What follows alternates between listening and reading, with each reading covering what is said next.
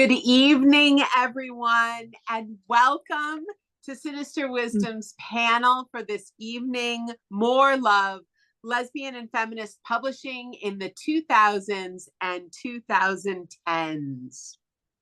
I'm so thrilled to have you all here this evening.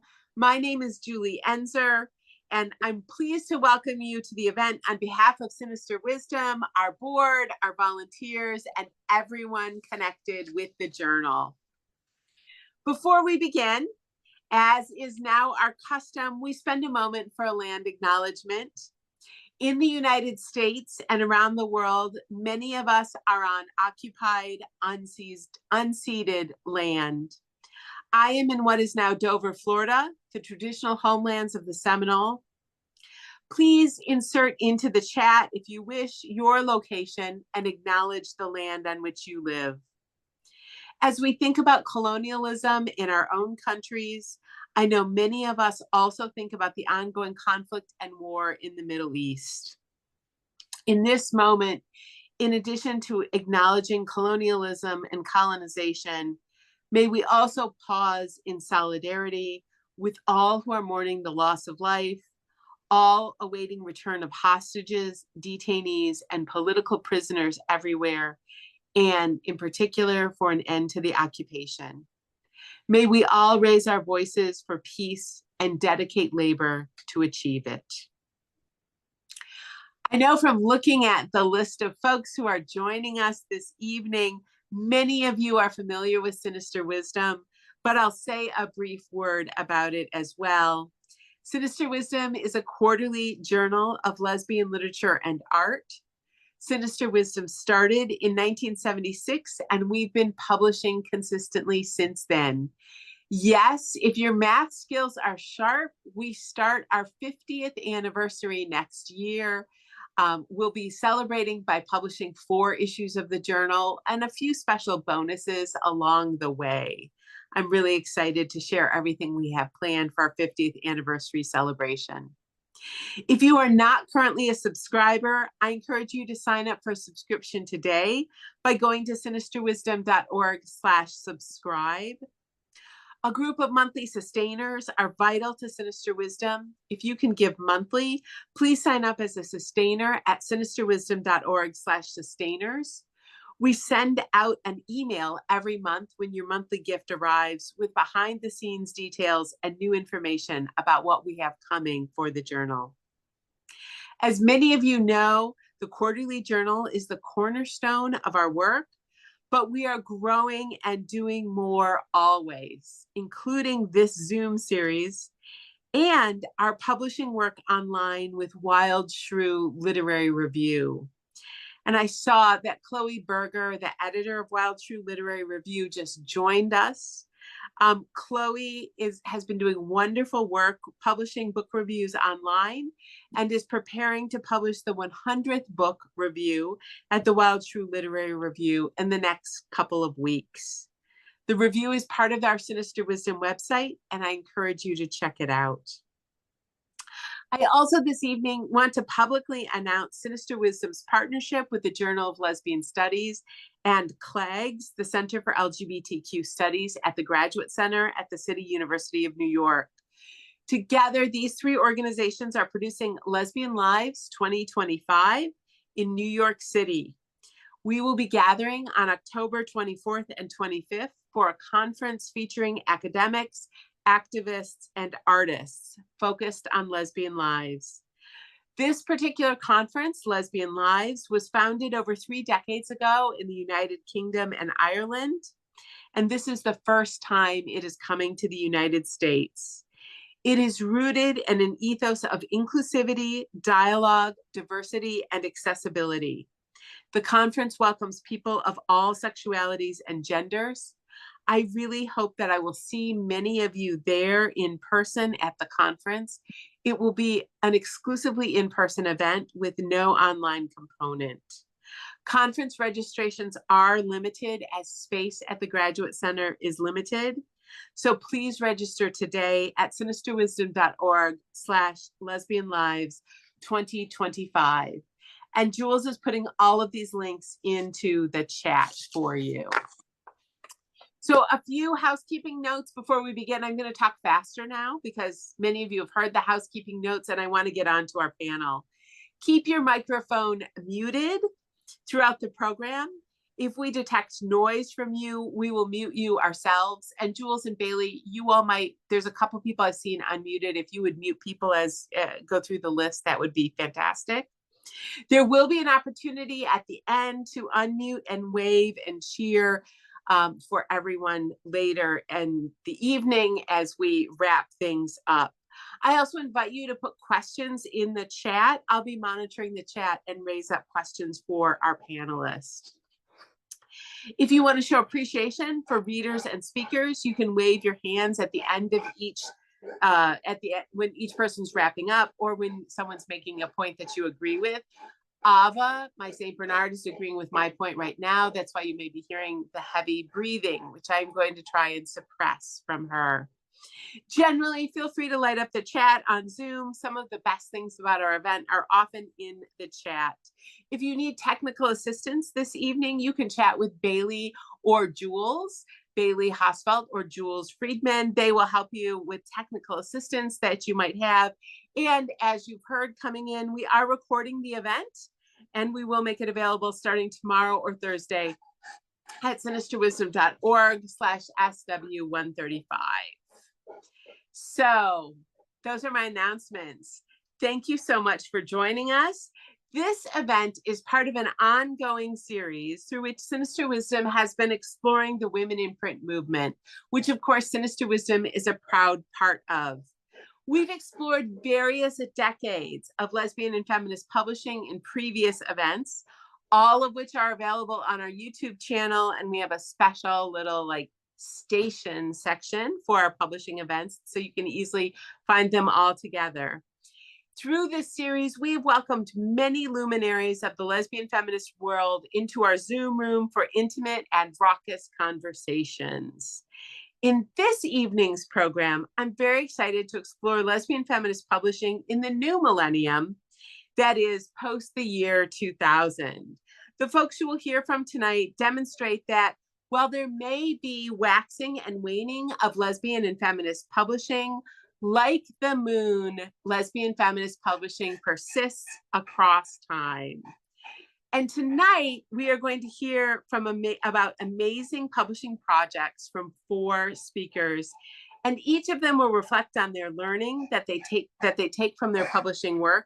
And finally, I hope at the end we'll imagine a bit about what kinds of futures we can envision that are brighter and more exciting than the present we all seem to be enduring at the moment. So, without further ado, I want to introduce you to our 4 speakers, and we will pin them as I introduce them. My introductions are brief, but we will drop full biographies into the chat. And of course, most of you saw them as a part of the email announcements for the program. First, I'm pleased to welcome Marissa Crawford. Marissa, it was a fan note that I sent to Marissa after I finished reading her book, The Wild Sister Collection, that really prompted me to think about putting this panel together.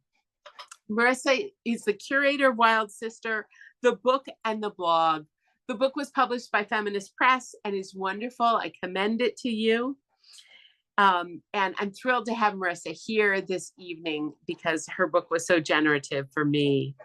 Joining Marissa is Carmen Rios. Carmen is a powerhouse feminist who's been involved with a range of publishing activities.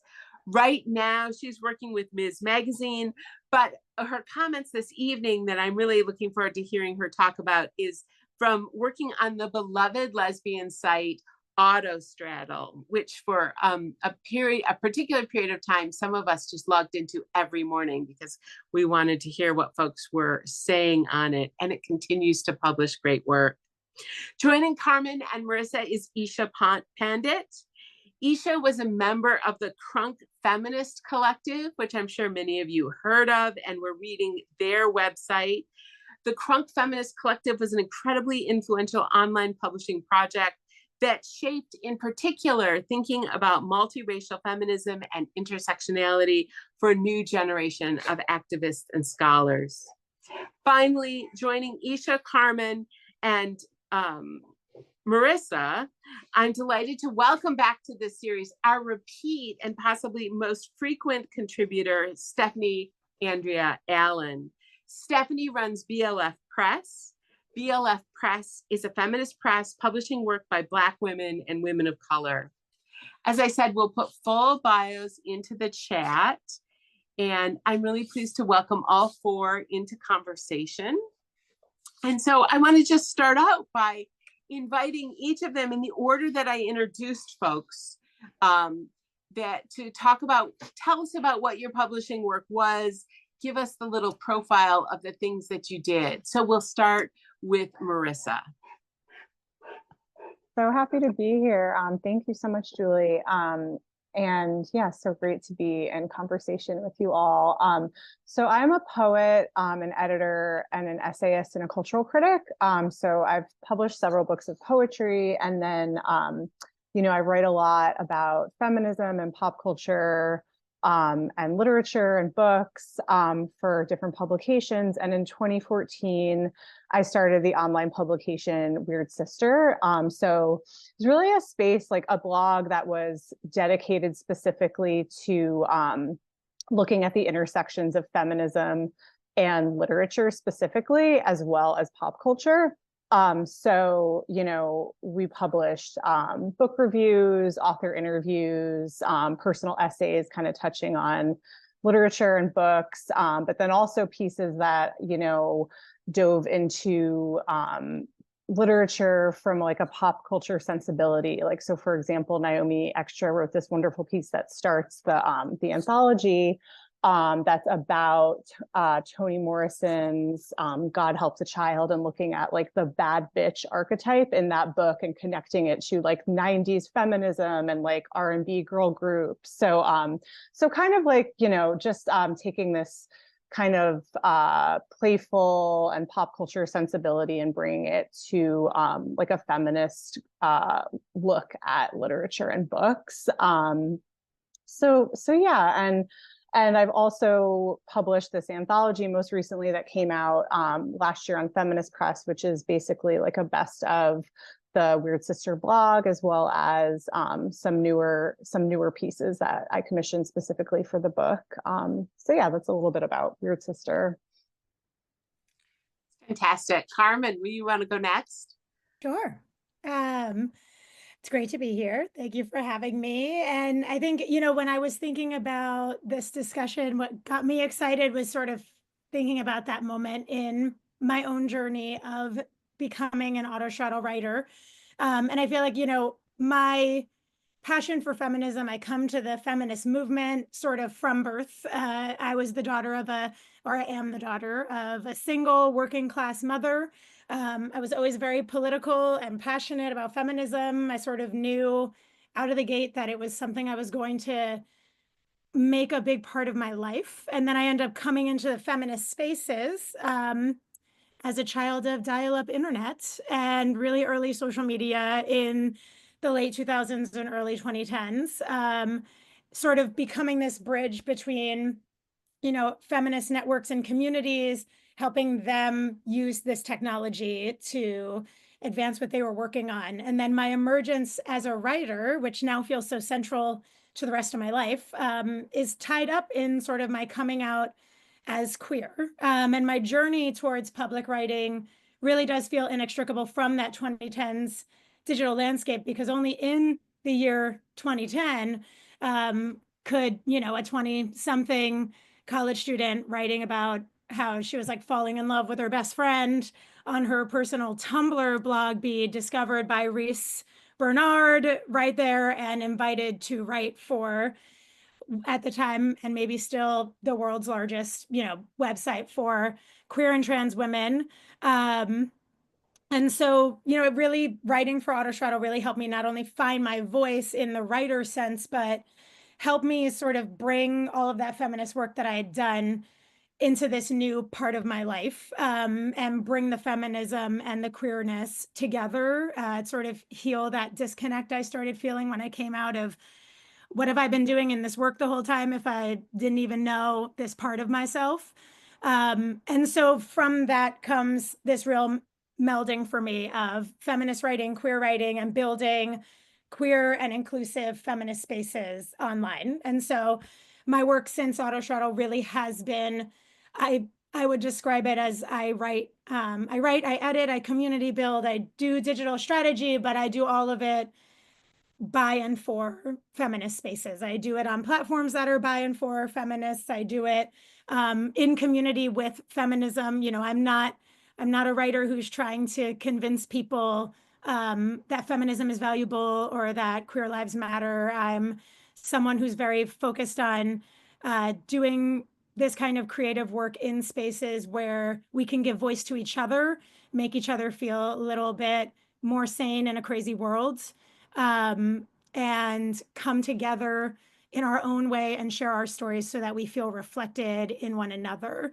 And so, you know, all of that work has led me to podcasting for Bitch and working at Ms., doing a stint at websites like Everyday Feminism, sort of been all over the feminist blogosphere where I cut my teeth as a blogger, and then taking it into some more print writing as well. It was an honor also to write for Sinister Wisdom a few years back.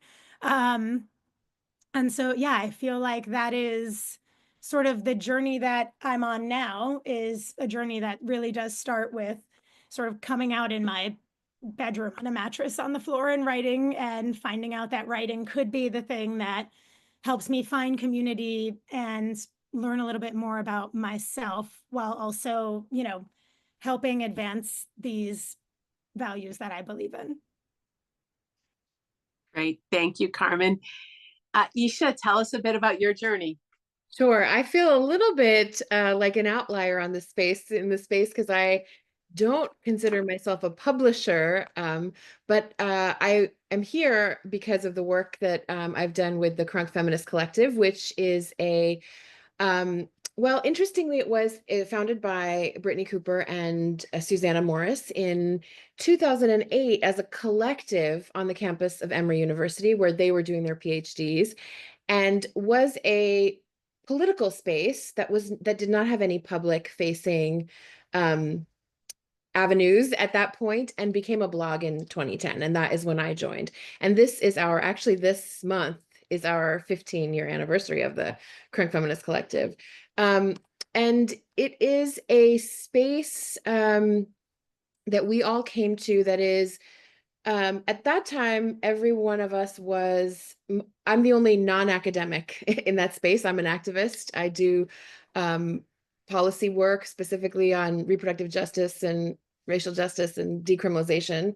And so at that time, I was working on reproductive justice work, and the folks that were at Emory, one of whom I went to college with, Susanna Morris, was like, well, we're thinking of making this into a blog. And blogs are sort of weird. What do you think about making a Black feminist space? And we were sort of trying to figure out what that was going to look like. And at that time, the blogging was not considered sort of a legitimate publishing arena, writing arena. And so a lot of the folks who were PhD students used pseudonyms for their writing. And since then, that has all changed, and we use our names. I was working as an activist at that time, and I just used my name. But there was a lot of conversation about that, about whether their place in academia would be diminished by the fact of their writing about pop culture and Black feminism in a public way. And so it was a really interesting start to the CFC. And it the sort of reference to crunkness is in reference to particular music that sort of blends hip hop and Southern Black culture. And it is also a particular reference to a kind of resistance, defiance ethic in terms of being crunk in an academic space and a political space. And so that is our organizing principle. And to our minds, Black feminism and crunkness sort of operate hand in glove in that way. And we were all writing, interestingly enough, we were all writing, I would say, from very different vantage points. People were writing about whatever they were thinking about, which was such an interesting process. I feel like we don't have spaces quite like that anymore. And so folks were writing about pop culture, about music, about hip hop, about being a feminist and a consumer of hip hop and curious about hip hop. And I was writing about politics. We were writing about our families, colorism, relationships, any number of, I wrote a bunch of pieces about colonialism randomly, just as one does when you don't even think about who might be reading. And interestingly enough, we had a really kind of slow growth of the blog where it was like us and our friends and people we knew, and then people who knew people we knew, and then it grew in a whole way, in a like a much bigger way. And since then, we have put out the Crunk Feminist Collection, which is a book of some of the essays with some of the blog posts with new essays kind of framing them. And we are now doing some writing over on Substack, on a Substack called The Remix. And the only other thing to say about the CFC is that before it is a publishing and a writing space, it is a feminist collective. Even during the years we were doing nothing publicly, we remained a collective. And the collective's work in supporting each other has always existed, in supporting each other's work, but also supporting each other as friends and comrades has always existed. And so we remain a collective. Yeah, I'll stop there. Thanks. That's great. Thanks, Isha. I think one of the things that I really, in thinking about this panel, that I really appreciated is the ways that some of the online publishing led to books for two of our speakers so far. But also I really wanted to bring in Stephanie now, who is as committed to the old art of bookmaking. So Stephanie, tell us a bit about you and your work. Okay, and thank you so much, Julie, for inviting me back to have this conversation. I want to say to start that maybe not as committed to the old way at first. Isha's story really resonated with me because I was also in graduate school when I came out as a Black lesbian and feminist. So now I've been writing since I was a kid. I came out as a lesbian in the 90s, but I don't think I really came to consciousness about Black lesbian feminism and Black feminist praxis until I was in graduate school. And so I was blogging. I know Susanna from back in the day when she was at Auburn, when she interviewed when I was a grad student there, I was doing my master's degree. But like some of them, I also published a little differently. I used my middle name, because of the same concerns that they had, being an academic or a burgeoning academic. How would that impact, my chances on the job market, right? Interestingly enough, my publishing is what got me the tenure track job that I have now, which is not something I would have foreseen, back in 2009 when I started school, and when I started BLF Press in 2014, part of the reason why I started the press was I was doing research on feminist presses, looking at where Black lesbians were publishing and how they published, and what had happened to those presses. And so at some point I started thinking about the fact that, technologies had advanced enough that I could maybe start my own press. And so that's what I did. In 2014, I started doing research. I saved up a bunch of money and just went for it. We published our first anthology. Oh, good gracious, I can't think of the name of it right now. A Black lesbian collection of short fiction is what it was. Let's Talk, and we've been publishing ever since. And so we've published 10 books. We celebrated 10 years last year. So much is happening, so we didn't have an actual legitimate celebration, which we'll try to do something this year.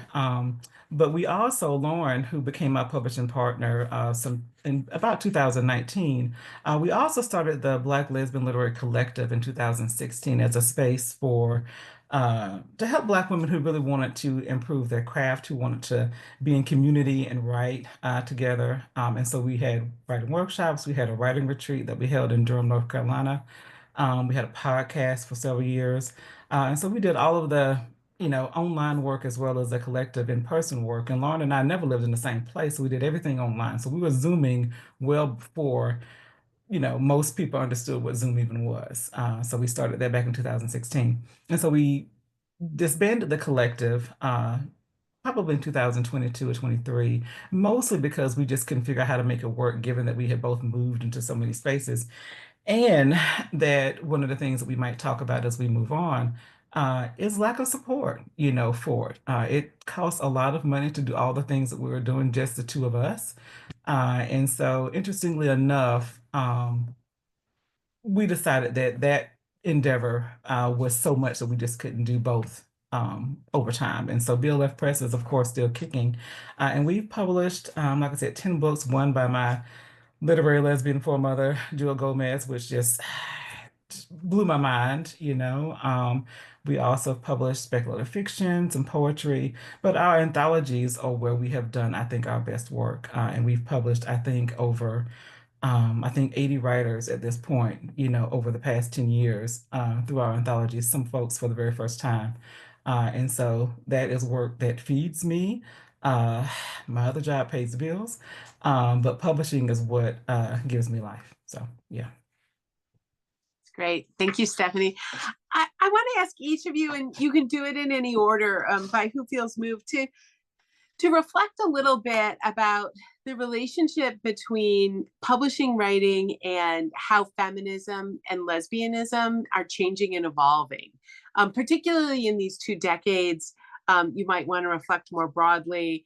And I think part of this is rooted in something I observed that writing both reflects what's happening in our communities, but also moves our communities into new spaces. So I'd love to hear how sort of different feminist ideas around feminism, feminist formations, ideas about lesbianism, how you saw them interweaving with your publishing work.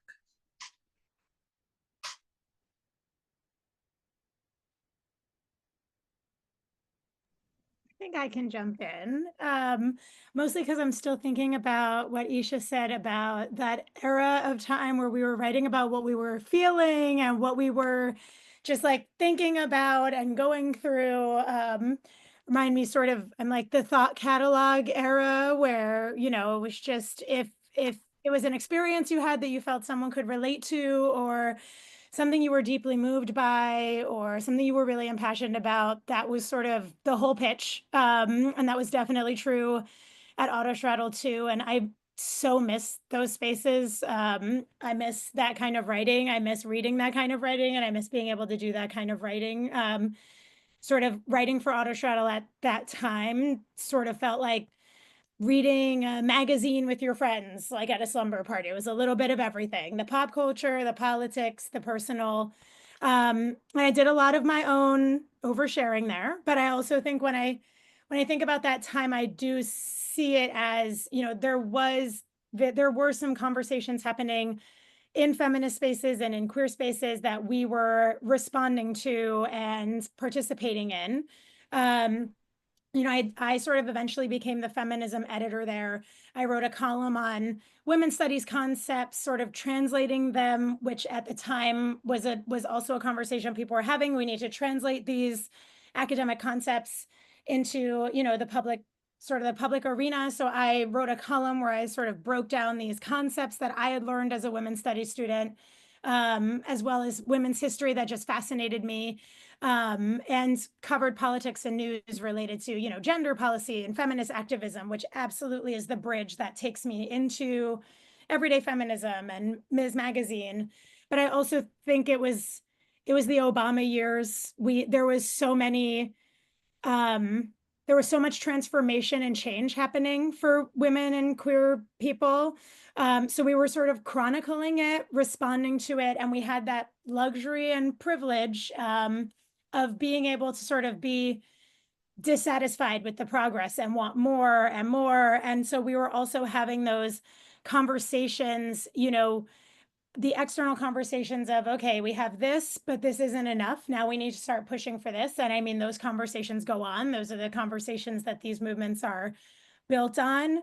But there was all this sense of optimism, this sense that, the arc was bending towards the inevitable. And if we just kept pushing, we would get all of the things that we knew we were entitled to. But I also remember there being a lot of conversations sort of within feminist space at that time that felt fraught, that felt like there was tension. There was the mainstream media kept referring to these Twitter wars between feminists online, and this sense that there was disharmony, disunity. I don't know if that's how I would describe it, but I do think it was a period of time in which people generally were challenging themselves and the people in this community specifically, I feel like at Autostraddle, to do better, to be better, to think in a more multi-layered and complex way, to consider other people's experiences, to sort of learn how to articulate and formulate a theory of our own vision for the future that didn't leave anyone behind. And I feel like that was a big driver of sort of the coverage that we were doing at that time, and the writing that I was doing at that time was really trying to provide people with the tools to enter into feminist movements and queer movements with an intersectional perspective, with the history and the context that they needed to understand how we got where we were headed and what we could take from the past to get us to where we wanted to go. And, you know, I feel like that was made possible also by sort of a feminist mainstreaming that was happening at that time. So I think we were part of a sort of tidal wave of content that happened in the like early 2010s, in which feminism became very popular, and these conversations were no longer happening so much in a silo. They were happening in more of a generalized public space. And so it was an opportunity for us to shape that narrative and respond to that narrative by talking to, again, each other, because this is writing we're doing sort of in a queer community forum by queer women. And so it gave us a chance to discuss that and make sense of it in real time and sort of help set the directives, or that sounds too official, help sort of provide some space for people to think about where we wanted these movements to go and how we could drive them towards the change that we wanted. And so I think, you know, that still feels relevant and important, but that does feel like it was the spirit of the feminist work that we were doing at that time, something I long for now, because the feminist work we're doing now is obviously a lot more reactive and defensive than the work that it felt like we were doing then. Thanks, Carmen. Stephanie. Yeah, I'll just pop in and say that for me, maybe my perspective is a little bit different. That, you know, the work of BLF Press has always been to center Black women, that period. And women of color, of course, are included there as well. But I think part of the reason why I started the press was the abject dismissal of or exclusion of, for the most part, Black lesbian writers and Black lesbian work, even though, you know, today we celebrate Audre Lorde's birthday and everybody knows her, but there are scores of Black lesbian writers who were completely dismissed or ignored or excluded from, you know, the building of our queer canons, you know. And so for me, it was really important to make sure that there was a space, or to create a space, or another space, because Lisa Moore at Redbone Press also created an amazing space for Black queer writers, both Black lesbians and, you know, Black gay men as well. But to really kind of create a space where Black lesbian writers who really wanted to work, or who have really done really great work, or who were invested in, one, for the collective, improving their writing, but other folks who were interested in publishing, to create a space where that could happen. You know, I am, you know, like a lot of you, an academic, an English major 3 times over, but I remember, and this kind of goes back to what Isha was saying earlier about the blog space not necessarily being a space that people thought well of at the time, but people didn't think very much of independent publishing either at the time, you know. So it was a lot of hard work and a lot of struggle to be seen as legitimate, you know. Part of the reason for that, I know Barbara Smith said this, Julie, in the last meeting that I was with her, that part of it is racism, the assumption that Black lesbians didn't have anything to offer except for, you know, I want to watch my language, uh, but a way for folks to feel better about themselves when they thought they were being inclusive, right? You know, but to not really give Black women that space, or to appreciate the work that they had done, or how we have built our movements off of those women, even as we continue to ignore them. So for me, part of the work has always been to center Black women's writing. And so that's what we do. And so for me, Black feminist praxis, which is what I'm invested in, is not just talking about the work, but how we actually do that, not just in the literary space, but in our daily lives with the folks who are still around. Barbara Smith is still with us, still Jewel Gomez, a lot of the Come By Here River Collective, those folks are still here. So we cite them, but how much do we show them that we appreciate them, making sure that they have health insurance, adequate housing, food, those kinds of things, And so for me, um, one way to give back is to have a space for writers, but also to do the work that I do in my academic life, which is to write scholarly books about that work as well, And so for me, that is how I marry my feminism and my print work. Thank you. Isha or Marissa? Yeah, I'm happy to just speak to it a bit. I mean, Stephanie said a lot of what I was thinking about, how we were approaching just the multiple intersections. It was an ethic of no single issue lives in honor of Audrey, whose birthday is today. And we spoke a lot. I think that era of sort of personal writing that was happening on these blogs was those were some of the most interesting political spaces, because there was, especially in the moment before the blogs got a bunch of readers who were reading to critique. There were a few years where we were reading for community. We were reading each other for community, and we were finding each other in these digital spaces. And the practice of writing as a feminist practice, of telling a personal story as a feminist practice, was core to our politic. It was that personal knowledge, personal experience is just as valuable as that which we are writing in, the sort of halls of Congress or in academia, right? And so there was a sort of resistance. We were thinking of our writing, of our personal stories, of writing about our queerness, writing about families.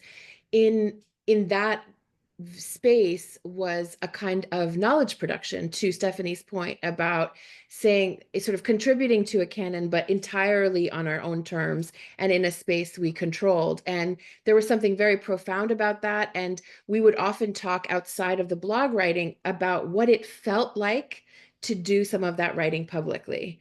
I'm the worst to talk about this because I did very little personal writing publicly. It still makes me itch, but others definitely did. And I gained so much from it, from what they were offering of their personal narratives.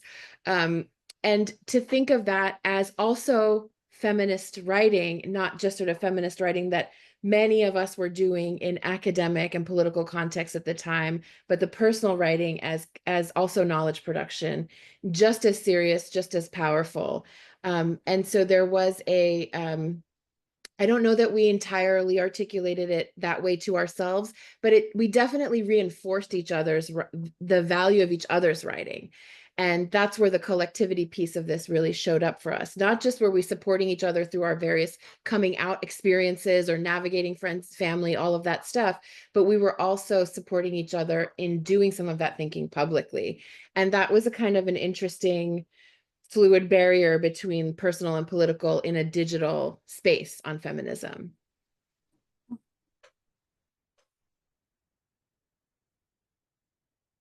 Yeah, I love hearing what everyone is saying so much. It's all like so clarifying and inspiring. I think my perspective, to add on to what everyone is talking about with the blogosphere, I, grew up without any concept of feminism, and it was just like a dirty word, if that.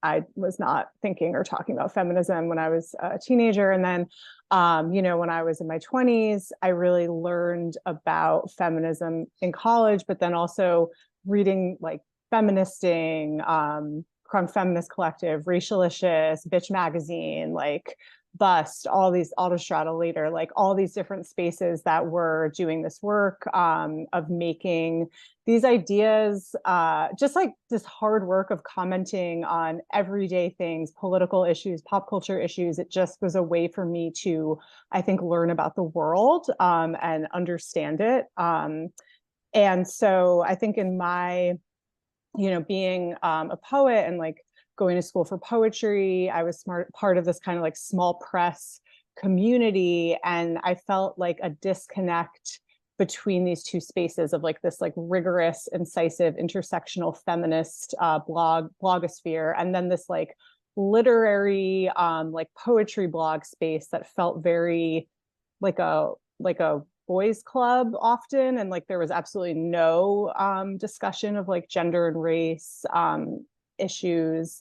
So I think that that was you know, something that I was thinking a lot about with Weird Sister, just thinking about like how to talk about these ideas in that way that was so crucial coming out of the feminist blogosphere, you know, making these issues accessible and not just something that exists in academia. Like, how can we talk about this? Like, Carmen, what you were saying about like the different columns on Autostrad, how you kind of like translate these academic ideas. And that was something that I thought a lot about, I think with Weird Sister, like, and in terms of like literature and poetry and how to talk about it in this way. Like, I think that I was interested also in like highlighting all the feminist literary work that was happening and like honoring all these incredible legacies.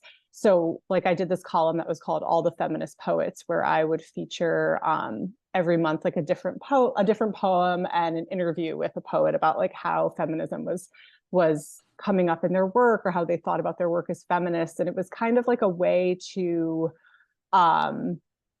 just like show in a different way like this idea that exists of like what feminism is or what feminist poetry is. Like, it's so much more. There's so many different ways to be you know, enacting feminism in your writing and in your work. And yeah, so I think that that was something that was important. And then there was that moment where I think in like so I started Weird Sister in 2014, and I think like, you know, a year later, it felt like all of a sudden feminism was like everywhere. Like everyone was drinking out of like, what was it, like men's tears mugs or whatever. Like, like I feel like it was like this moment of like co-optation of feminism, and that was really interesting too, to be like, does this work is this still needed? You know, like, are these mainstream like publications going to now cover like feminist books and these different ideas? But I think like, you know, as other panelists have been saying, it's like just committing to the work and not having it be like this commodified, shiny, glossy thing is like the real work, and just continuing to do that. So I think that's been like really important. Great, thank you all. I want to note, somebody put in the chat, they invited you all to drop links in the chat to places where people can find your work. I think in particular, Isha, I didn't know that there was a Substack, so drop that into the chat and we'll lift all of that up when we do the recording of the event. I wanted to ask each of you to reflect a little bit on lessons that you've learned from your publishing work, things that maybe you wish you had known at the time, that has but other kind of general lessons that you brought into later work in life, or because Stephanie mentioned earlier, challenges that were faced that perhaps couldn't be overcome too. So some kind of reflections in that area. I don't know who'd like to begin.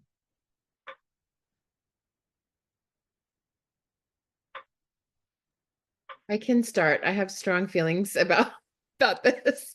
Great. I'm happy to just jump in.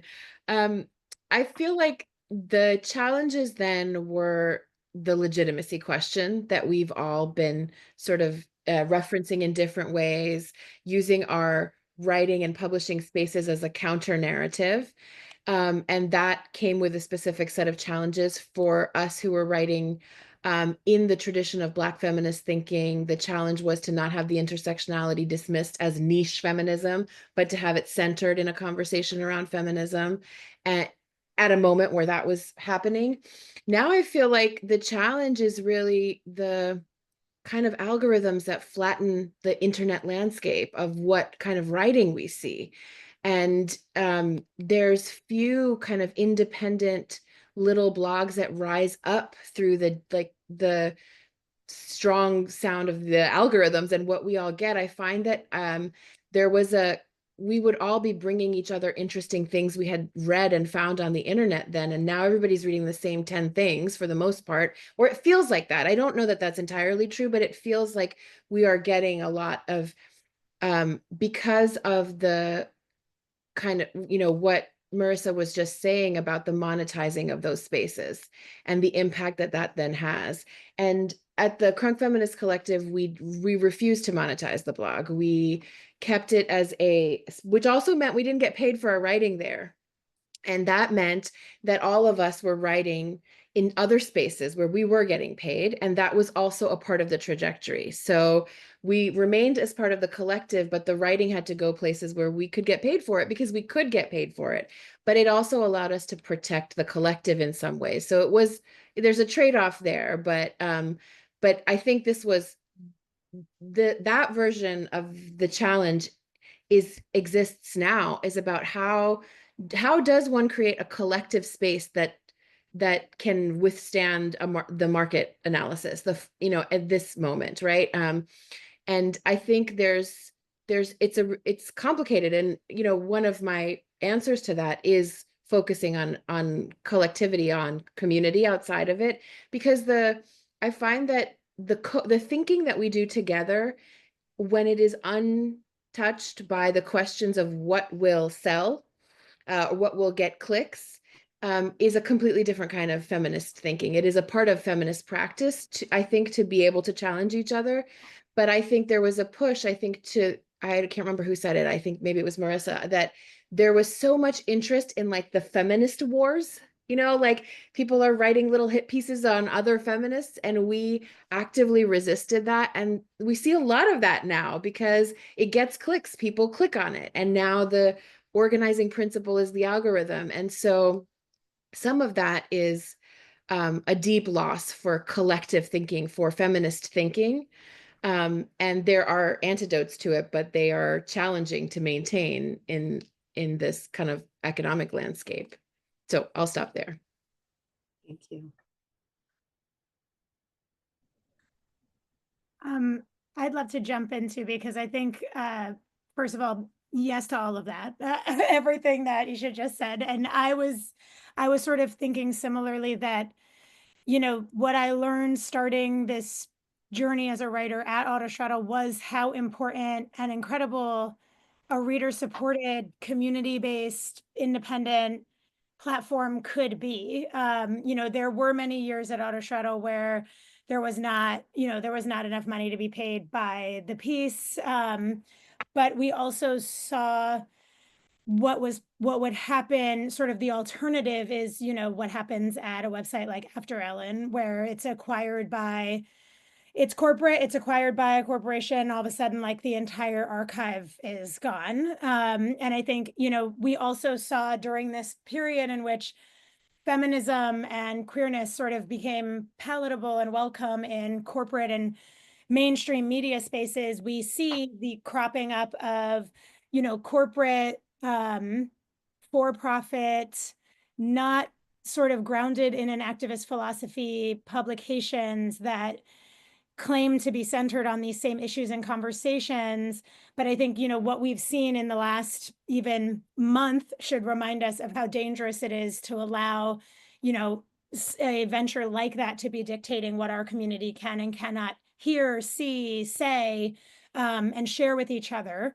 So I think, that was a very powerful lesson. And I really do think it was also just a moment in the 2010s. We see a lot now that comment sections don't exist for a lot of obvious reasons on different websites. And it was just incredible to know that you could have a community grounded in the writing and expression of the writers at a website like Autostraddle. And I think, what we learned, also echoing, I think what Isha said earlier, was having discussions on our own terms was powerful and possible, and we see a lot in media spaces, in the challenges we've had with the mainstream media's coverage specifically of politics, I think over the last 8 to 12 years has been a powerful reminder too, that there's sort of these narratives that mainstream media enjoys because they're safe, they play by the rules, they sort of are they're more comfortable for people on different sides to participate in. But we don't need to, you know, be professional or objective to the point of forsaking ourselves, to have conversations that change the world, change people's lives, you know, change people's days, make people feel less alone, and in the end, like, empower people to carry that forward and start telling their own story and embracing their own narrative.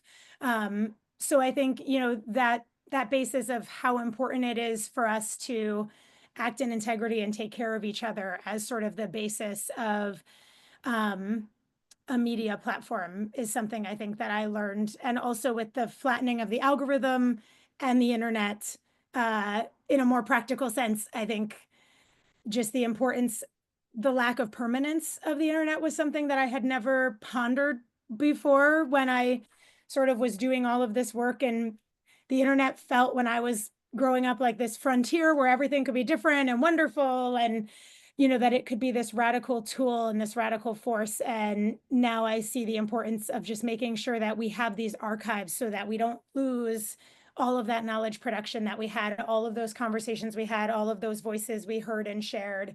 And, you know, I think that's a really important question for all of us as readers and writers to sort of ponder as the media landscape continues to change as well economically. I think one of the things that we can think about doing, and I know it's difficult because so many of us live away from the people that we are in community with in terms of just you know, our politics and our and the work that we want to do. But I do think we have to think about how do we get back to good old-fashioned salons, you know, good old-fashioned, you know, let's get together and talk about books at the house or at the book store or whatever. I think that we, you know, like Carmen said, just, you know, a lot of folks never imagined that the internet was something that was um, impermanent for us. And so it is. And I guess because I'm old, I always thought that, you know. And so one of the things we did with the collective is we met, you know, we had people come from all over the country to our writing retreats, you know, and again, to Aisha's point about it being expensive. So maybe not folks from all over the country, but folks in our own communities. I think we have to really start where we are, I think, or start again where we are, because I think as we are moving into this strange space where we're going politically, we just don't know what's coming, you know. So what do we know to do now to show up our connections, our networks, you know, cell phone numbers, do we have them memorized, addresses, you know, who can we reach out to in person, you know, because I think that one of the things that I said to a friend who is president of a national organization, yesterday we were talking, that so many of the connections that we built online were built out of pie crust promises. I guess I can say it that way. They just weren't real, you know, and some were for sure, you know. But I think had those connections been as fruitful and as meaningful as we thought they were, we would not be where we are right now. So I think we have to think about going back to, you know, how do we fully engage with the folks who are in our communities, the people who live around us, who live next door, our neighbors, our coworkers, our community members, or whatever, because in the coming days, that's going to be really important. You know, who do we know to call if something happens? You know, I think that our internet connections can be really, really important, but it's not feasible for someone who lives maybe in Germany to be able to help us when we are, you know, facing ICE at the door right now. You know what I'm saying? Who do we call? You know, and so I think we have to really think about those kinds of things in building connections, literary connections and communities, and bringing ourselves together in person, you know, which I know COVID kind of messed us up there for a while in terms of doing that kind of thing. But I think we have to get back there. You know, whole literary movements happened in person, you know. The Negro Harlem Renaissance, you know, other literary movements. You know, I think we have to think about how do we do that, because I think we're in a space now where we just don't know what's coming, you know, and at any moment the access that we even have to these systems and to the internet, might be gone, based on what we're seeing right now. I know one of Julie's questions is, what hope do we have? The only hope I have right now is us building connections with each other. That's it, and making a way to support each other, in very material ways, because the folks out there aren't interested in us at all. We're going to have to do it ourselves, so how do we do that, And I think part of that work is just really trying to ground ourselves in the people that we live with and around, as well as the folks that we know that are far, for sure. We keep those folks in mind. But we have really got to think about getting back to some of the old ways, because I think those are things that can be a little bit sustainable in a time where we don't have access to the internet, or even can even reach out to the folks that we thought we could on the internet, because we can't find them anymore, given the, like I said, the flattening of the algorithms and things like that. So that's great. We have just a couple minutes. I want to ask each of you in 30 seconds to tell us what's giving you hope right now in this moment, which I know is a really hard question right now, and or what are you reading that you're loving? So what's giving you hope? What are you reading that you're loving? And the two may merge together. And let's go in the order that we started. We'll start with Marissa. I'm just going to hold up this book that I've been reading. It is Faltus by Cecilia Gentili. It was published by Little Post Press. I think what's giving me hope is just like a press like this that is continuing to do this work, new generations, as well as people who have been doing this work for decades. And I think just like that people are doing things is what's giving me hope. That's great. Carmen.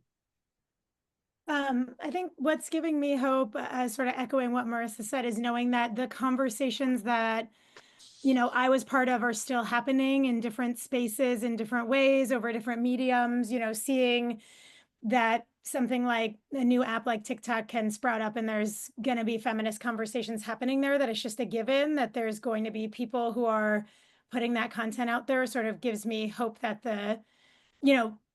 it might not be permanent, but the conversations we've had, the opinions we've shared, they can't really be lost or erased once they've reached someone else.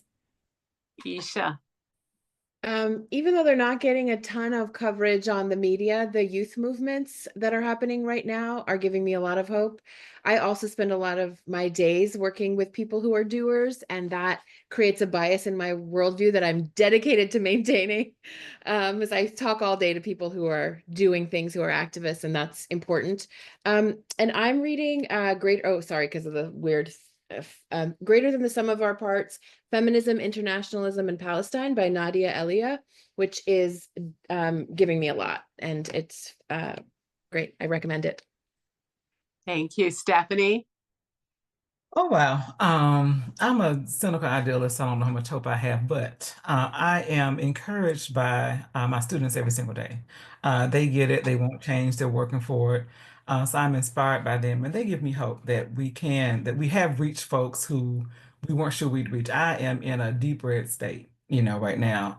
But I am surrounded by um, students for the most part, and people, my colleagues are wonderful, who are really doing the work, and standing up for what's right, and imagining new ways of being and trying to figure out how to do the work.